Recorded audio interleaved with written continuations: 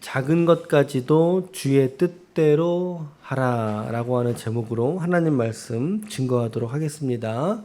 우리 마지막 장이니까 우리 한번 좀 잠깐 후반부를 정리를 좀 해보면 고린도전서 12장은 어떤 장입니까? 은사장입니다. 성령의 은사들에 대해서 나열해주고 있고 소개하고 있죠. 고린도전서 13장은 어떤 곳이에요? 우리가 잘 아는 사랑장입니다. 사랑은 오래 참고. 그리고 14장은 어떤 장이죠? 방언과 예언에 대해서 이야기하고 있어요.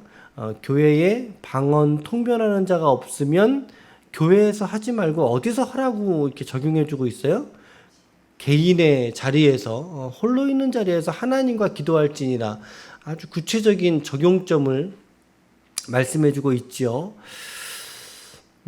그렇다고 해서 또 교회에서 방언을 또 하지 말아야 되겠다 이런 취지는 아닙니다, 여러분. 그런 것들은 오해하지 않고 우리가 기도하다가 또 때로는 성령께서 우리에게 주시는 또 깊은 기도의 세계로 인도하실 때에는 우리가 또 자유로이 또 하늘의 언어인 방언으로 기도할 필요도 있습니다. 너무 매이지 마시길 바랍니다. 그리고 이제 고린도전서에서 가장 중요한 장이 어디라고 말씀드렸습니까? 15장이라고 말씀드렸어요. 그 이유는 뭐죠? 고린도전서 15장에서 바울이 복음을 소개하고 있기 때문입니다. 복음이 무엇인가? 특별히 그 중에서도 복음의 두 요소, 정리를 좀 해보죠. 복음의 두 요소가 무엇이라고 말씀드렸어요? 십자가와 부활입니다. 복음의 두 요소는 성경대로 죽으셨다가 성경대로 살으셨느니라. 십자가와 부활, 이 두 가지가 복음의 핵심적인 두 요소인 거죠.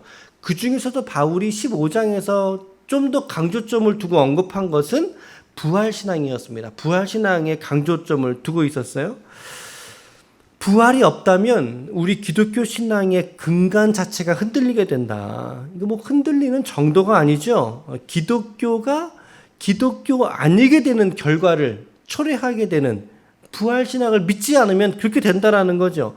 그만큼 십자가와 부활의 신앙은 우리 기독인들에게 생명처럼 소중한 것이다. 생명처럼 소중한 것이다. 여러분, 이거 잃어버리면은 예수님을 잃어버리는 거예요. 생명을 잃어버리는 거라고요. 부활신앙을 우리가 받지 않으면, 믿지 않으면 예수를 하나님으로 믿는 게 아니지 않습니까? 그렇죠? 예수를 하나님으로 믿지 않는다는 증거예요. 부활을 내가 믿지 않으면. 그럼 하나님을 믿지 않는 채로 신앙생활을 할 수도 있지요. 하게 된다면 그 사람은 어떻게 되는 거예요? 그게 껍데기 신앙이라는 겁니다. 껍데기, 밖에 남아있지 않는 형식적이고 아주 바리새적인 신앙으로 전락해버리고 만다라는 거죠. 그래서 지난주 이제 제가 어제 단톡에도 올려드렸듯이 수요일, 목요일, 금요일 제가 이제 또 들어봤어요. 여러분 좀 자주 들으셔서 우리가 복음이 무엇인가, 복음의 두 요소, 십자가는 무엇인가, 그리고 부활은 정녕 무엇인가, 그리고 더 나아가서 이 십자가와 부활 신앙이 나의 삶 속에 여전히 실제의 가치처럼 오늘 나에게 그렇게 능력으로 역사하는 그런 복음인가 라고 하는 질문들 너무나 소중하다는 거죠. 이렇게 15장까지 왔는데 이제 16장 한 장의 말씀을 오늘 내일 이렇게 남겨두고 있습니다. 16장에서는 연보에 대해서 헌금이라고 하기는 조금 어려운 내용인데 여기서는 기부를 의미합니다. 연보에 관하여 말씀해주고 있고, 그리고 바울의 고린도 교회 방문 계획에 대해서 디모데와 아볼로에 관한 소식들까지 전하고 있습니다. 이게 오늘 본문이고요. 내일은 이제 몇 가지의 권면을 하고 있습니다. 남자답게 강건하라, 이런 이야기. 그리고 신앙의 당부들을 마지막 축복의 인사로 고린도전서를 마감하게 됩니다. 오늘 1절 말씀 보실게요. 1절에 보시면 성도를 위하는 연보에 관하여는 내가 갈라디아 교회들에게 명한 것 같이 너희도 그렇게 하라. 여러분 1절 말씀 잘 관찰해 보시겠어요? 한번 잠깐 보세요. 몇 가지를 우리가 좀 관찰할 수 있는데 어떤 것들이 좀 관찰이 될까요? 묻는 건 아닙니다. 먼저는 이 연보에 관한 이 이야기가 바울이 먼저 스스로가 하는 이야기는 아닌 것 같지 않습니까? 우리 앞전에 7장 1절에 뭐라고 그랬어요? 너희가 쓴 문제에 관하여 이제 회신할게 그랬잖아요. 쓴 문제에 관하여. 그 앞전에 고린도 교회에서 무엇인가? 이제 바울에게 질의사항을 보냈지 않았습니까? 그 내용에 답변하고 있는 형식이에요. 지금 이 연보에 관한 이야기도 마찬가지라는 거죠.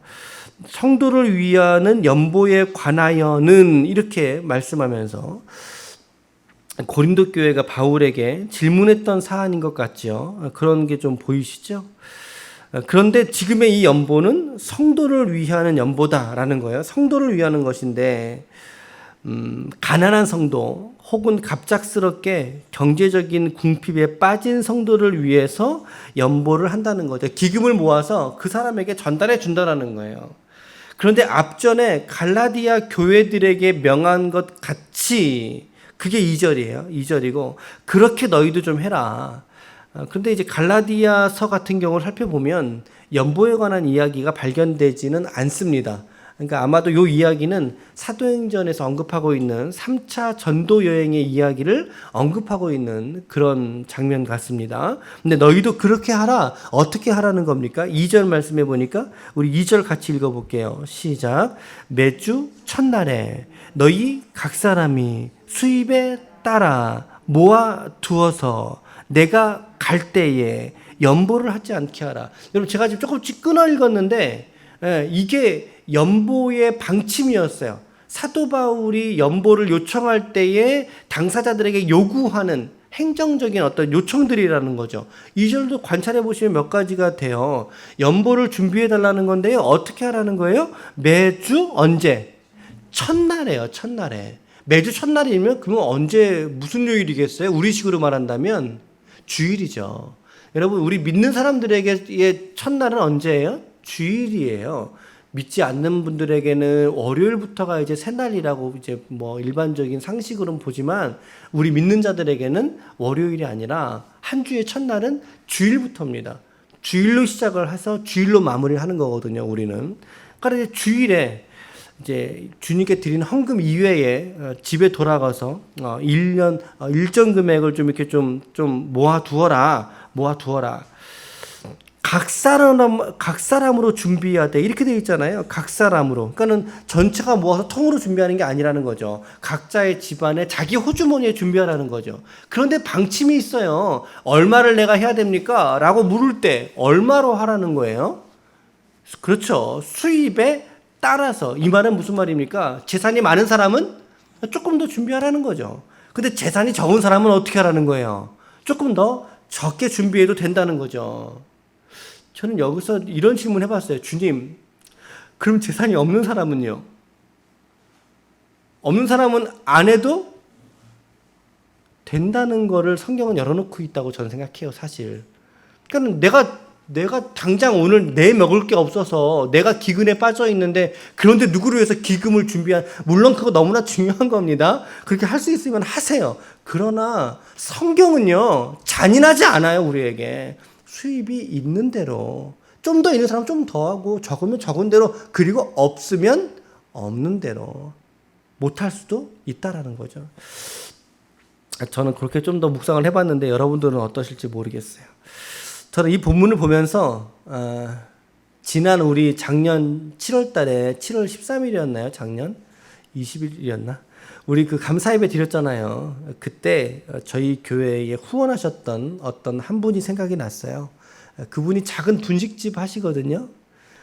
분식집 하시는데 하루의 수입 금액에 내가 얼마 할게가 아니라 내가 하루의 수입 금액의 일정 금액을 내가 목사님이 개척 예배 드린다고 할 때까지 그날까지만 내가 차곡차곡 모아다가 내가 헌금을 드리고 싶다. 그래서 그분이 그렇게 모아서 상당히 많은 금액이었어요. 예, 적지 않은 금액이었는데 모아놓으셨다가 그날 저희 교회 그날까지 모아둔 거 하고 미처 못 가져오신 거는 정영우 집사님 편으로 해서 이렇게 교회에 헌금을 마무리하셨던 기억이 나거든요.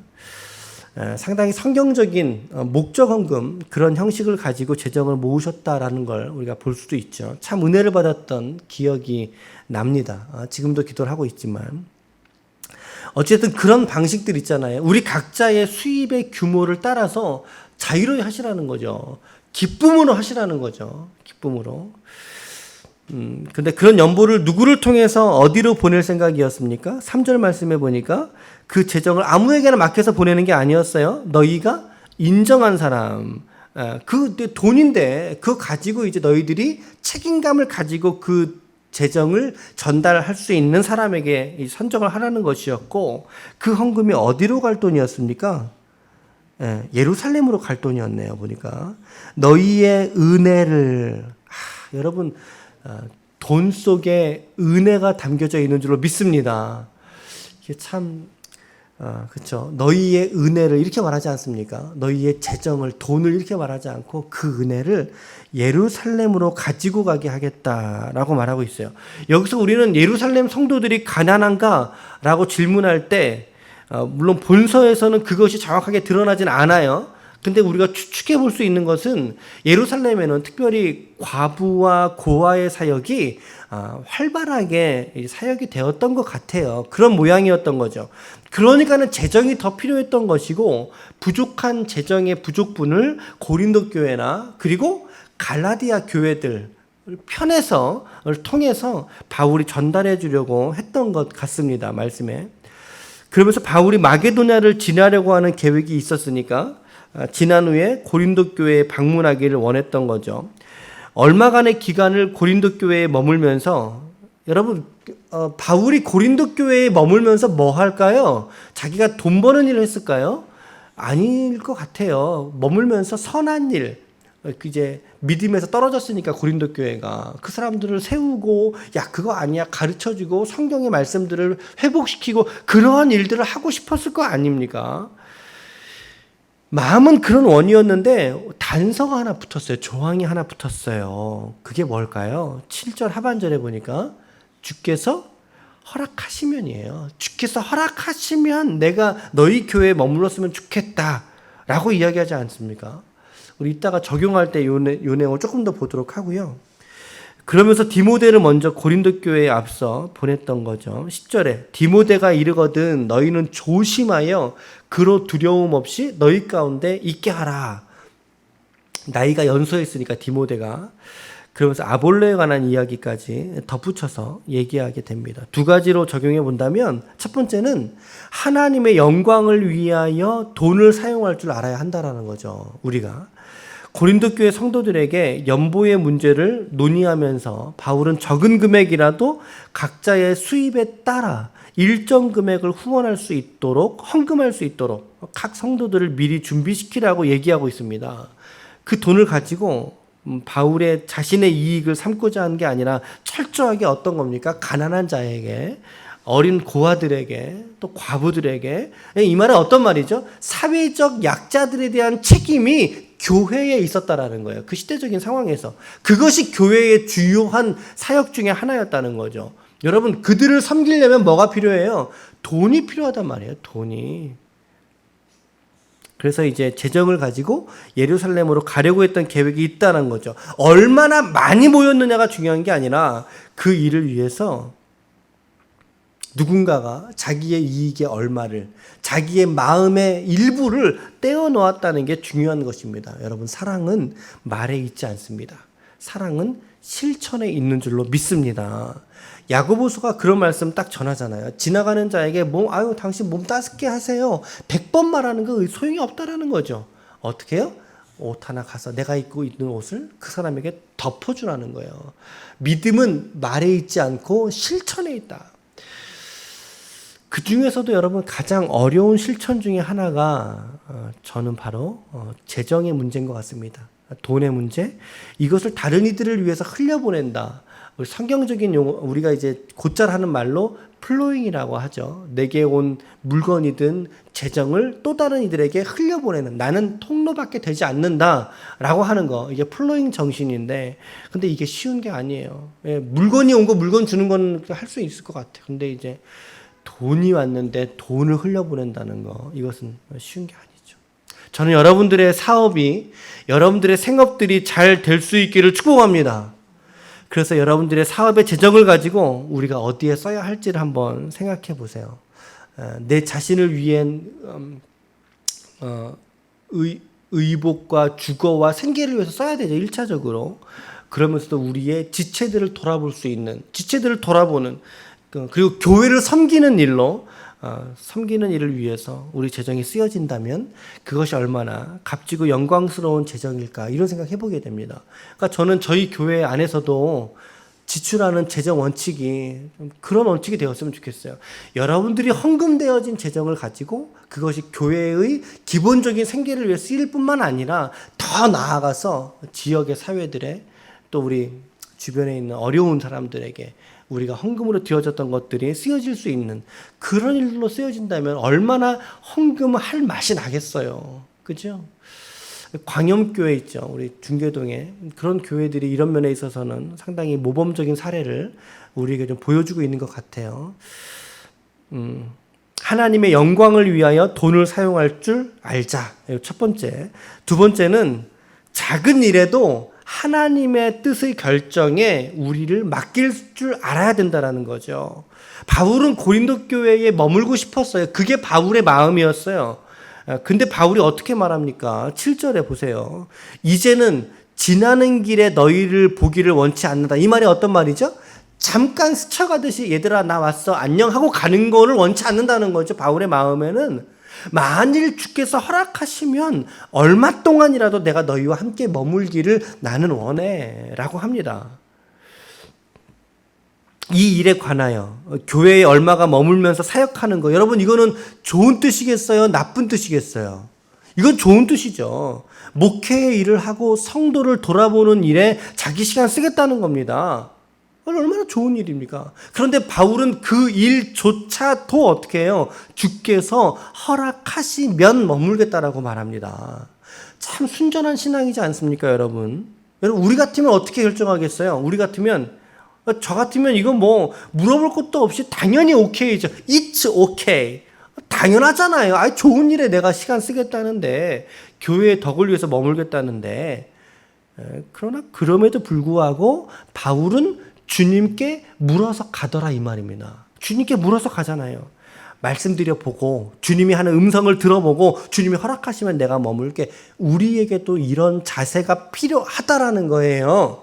내가 가는 길, 내가 계획해서 내가 일정 짜고 내가 디자인 짜고 내가 돈 염려 다 혼자 다 하고 난 이후에 완성본을 다 가지고 나서 하나님 요거 제가 갖고 왔는데 이거 좀 어떻게 안 될까요가 아니라 그나마라도 이렇게 해서 가져오면 다행이지만, 근데 그러게 아니라 바울의 관점에서 본다면 바울은 자기의 일거수 일투족까지 사서로워 보이는 모든 삶의 발걸음, 만나는 사람조차도 주님에게 뜻을 묻고 행하더라라고 하는 것이죠.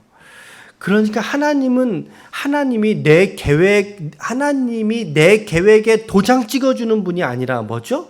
내 인생이 하나님의 인도하시는 계획 속에 내가 동참하게 되는 거예요. 전자는 하나님을 내 인생 속에 필요로 가져오는 인생이고, 후자는 하나님의 계획 속에 내가 동참하는 관점이라는 거죠. 이거 전혀 다른 거예요.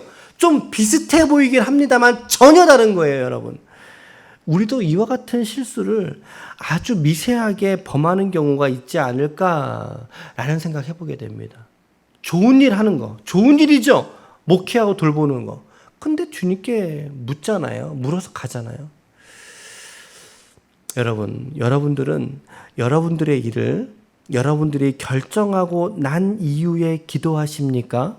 아니면 기도하면서 하나님의 뜻을 구하십니까? 그러면서 하나님의 내게 주신 그 뜻의 결정에 따라서 내가 움직이고 계십니까? 이것이 비슷하게 보이지만 결과의 차이는 매우 크다. 상당히 크다. 여러분 계획에 하나님이 필요한 게 아니라 하나님의 계획에 내 인생이 송두리째 쓰임받는 삶이 될 수 있기를 축원합니다. 간절히 축복합니다. 우리 계획에 하나님의 뜻을 우리가 갖다가 맞추지 말고 저도 목회를 이렇게 해 보니까 하나님의 뜻을 구하고 그 뜻에 이 목회의 방향을 맞춰간다는 게 참 어려운 일처럼 느껴지긴 합니다, 여러분. 하지만 그렇게 하고 싶어요. 또 그렇게 해 볼게요. 이 목회가 주님이 목회하시는 목회가 되고 우리는 단지 이 목회에 수종드는 종이 되고 노예가 되어서 주님의 뜻이 이루어져 가는 목회가 될 수 있도록 여러분 부족한 종을 위해서도 기도해 주시고 여러분들도 이러한 교회가 될 수 있도록 기도할 수 있기를 축복합니다. 아멘. 세 번째는 두 번째까지만 하기로 했는데 세 번째를 말씀드리는 이유는 영적인 권위를 인정하고 돌볼 수 있는 공동체가 성숙한 공동체라는 거예요. 디모데가 나이가 어렸어요. 하지만 그를 고린도 교회에 보내면서 교회에다 위탁하는 바울의 언어를 보십시오. 그렇죠? 여러분, 세 번째 적용점은 여러분들이 한번 생각해 볼 과제로 좀 드려볼게요. 한번 생각해 보세요. 오늘 저는 두 가지 적용 말씀드렸는데 첫째는 내게 있는 돈이 하나님의 영광을 위한 목적으로 사용되는 거룩한 재정이 되게 하여 주옵소서. 두 번째는 우리의 작은 인생의 발걸음조차도 하나님께 묻고 하나님의 뜻을 쫓아서 실행할 수 있는 영적인 지혜를 우리 모두에게 허락하여 주옵소서였습니다. 오늘도 이 기도를 붙드시고 우리의 일상 속에서 믿음으로 승리할 수 있는 하나님의 거룩한 종들이 다 되시기를 예수님의 이름으로 간절히 축원합니다. 아멘. 기도하시겠습니다.